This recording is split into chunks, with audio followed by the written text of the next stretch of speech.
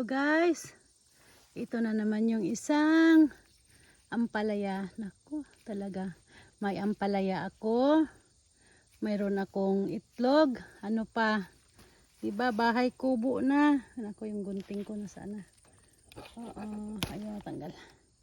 So yun siya guys, magsipag lang po tayo. Mayroon tayong aanihin. Diba guys? Ang saya.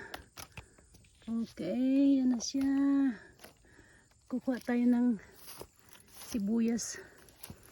Ito kasi kanina nagprito ako ng itlog. Hindi ako pumunta dito kasi mabasa yung basa yung damo. Kaya yun ayun. Marami po guys, sino may gusto? Bibigyan ko kayo. Yan siya guys. Ang dami. Oo. Yan.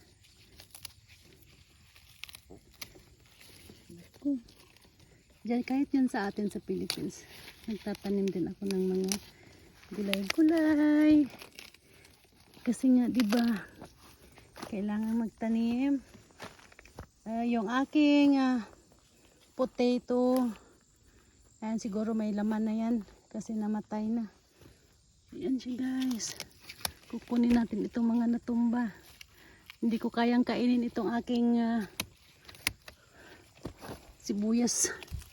Sinong gusto ng sibuyas? Hindi kayo dito, tatanggalin ko na lang itong mga laya na. Ayan. Tatapon ko na lang ito. Kasi sobrang dami. Aanin natin ito. Kaya nga sana dyan sa atin magtanim. Kahit sa paso lang guys. Nako, buhay na tayo guys. Diba?